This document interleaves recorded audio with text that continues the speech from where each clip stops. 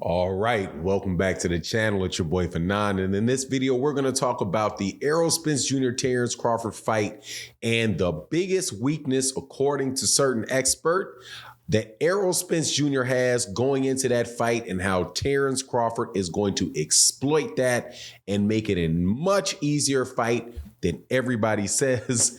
Let's talk about that in this video.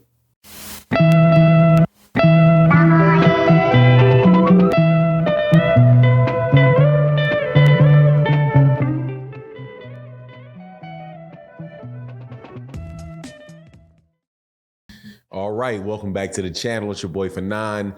We are in the 147-pound weight division for this video, talking about Errol Spence Jr. and Terence Crawford, the big mega fight that hopefully will be getting done soon. And however, we're not going to be talking about like the contract and all of that type of stuff. We're going to actually be talking about the fight, because there is an expert that I spoke to that it told me exactly how Terence Crawford is going to beat Errol Spence Jr. and how shockingly easy it will be. Now, before I get into that, let me welcome you back to the channel. If you are new to the channel, welcome to the channel. Please accept my invitation to hit that subscribe button, hit the bell icon so you can be notified of when we release more videos. If you're a longtime subscriber and supporter to the channel, thank you so much for your support. Make sure you hit that like button on the way out the door, though. And so let's get into this. We've got Errol Spence and Terence Crawford, the biggest fight in boxing. No other fight like it. Don't care what anybody says. There's a bunch of other good fights out there in boxing. You got, a bunch of good fights that could be taking place. You could have Gervonta Davis and Shakur Stevenson, Gervonta Davis, Lomachenko, Gervonta Davis, Haney down there in the lightweights, all a bunch of really good fights. You have Jamal Charlo, Canelo, or Benavidez Canelo, right? In my opinion, one of the best fights that, people aren't really talking about anymore was Anthony Joshua, Deontay Wilder, who I think would be a terrific fight. But the biggest fight in boxing is without a doubt Terence Crawford versus Errol Spence Jr. And there are a bunch of splits over who is going to win, over who will win the fight, but even more so over whether the fight is going to happen at all, who's at fault and all that good stuff. But look, I'm not going to get into this particular video. I had a great conversation with somebody that I consider to be a great a boxing expert. Don't always release the names of people because, look, man, it's a boxing forum, and if people talk to me and we have a good conversation, they don't want to have a bunch of people attacking them on their social media, talking down to them. Not everybody is open for that. So, I respect that. However, we're going to still chop it up about what the conversation was. And here it is that Errol Spence Jr. is susceptible to something that Terence Crawford's greatest strength, and it is a one particular punch that Errol Spence Jr. will not be able to get away with, that Terence Crawford will spend the entire fight setting him up for in a Gervonta Tank Davis type fashion, and that is that man's uppercut from the southpaw position, that he will hit him with a lead uppercut, and that lead uppercut followed by a short hook and a switch to the orthodox stance is what is going to get Errol Spence Jr. out of there.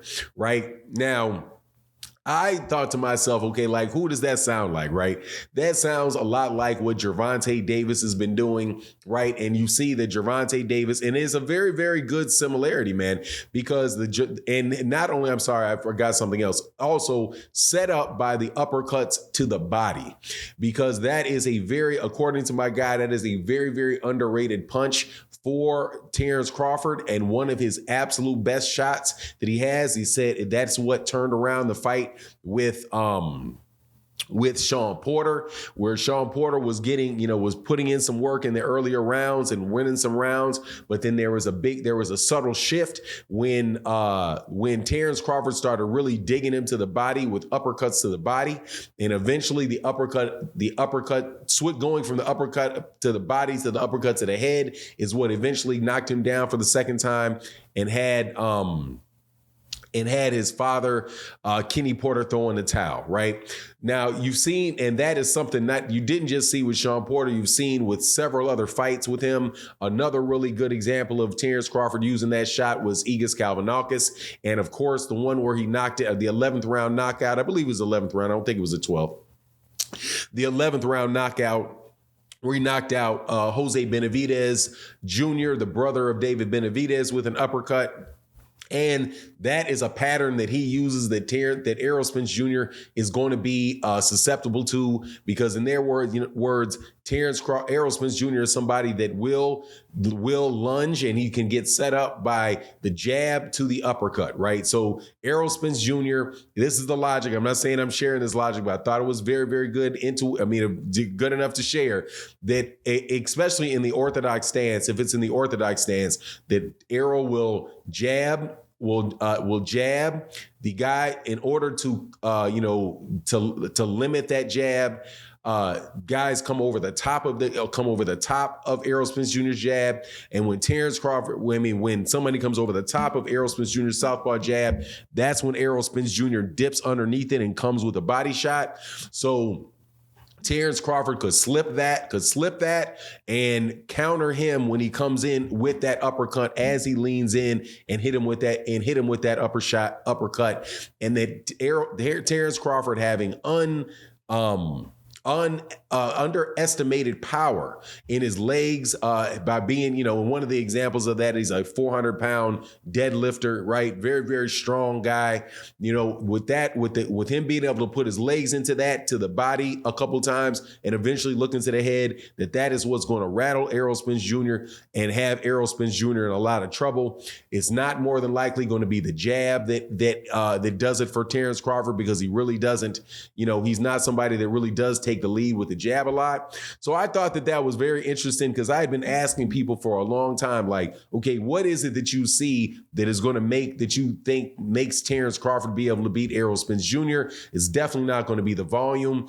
We think, no, it's going to be the placement of the punches and setting Errol Spence up for that particular shot, which is very at the mid range, which will be difficult for him to defend against. Right now, I asked, is there anything Errol can do to prevent that from happening? And he's like, yeah, if he's going to be able to box from the outside and stay on the outside and be very careful about what he does when he gets in, if he's able to get close enough to Terence, it'll be harder to do from a close range, but at mid range, Terence Crawford is deadly with that, and that is the Achilles heel of Errol Spence Jr. And he also said, you can see it in the Yordenis Ugas fight, where Yordenis Ugas hit Errol Spence Jr. with uppercuts to the body off the pivot, where he pivoted to his right, and then as he pivoted to the right and Errol pivoted with him, changed angles with him, Yordenis Ugas hit him with that same uppercut to the body a couple times,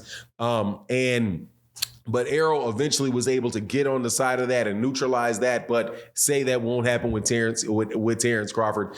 I just thought that was very, very interesting, breakdown of what the biggest flaw of Errol Spence Jr. is relative to what Terence Crawford likes to do. I'm not sure. I think Errol's going to be able to adjust to it, but I'm not going to argue with it in this particular setting. You just let me know what you think in the comment section. Do you think that punch and all that is going to be a problem for Errol Spence Jr.? Do you think he's going to be able to adjust to it? If so, how would you say we do it? Let me know in the comment sections. Thank you so much for your support for the channel. And with that, I'm out. Deuces.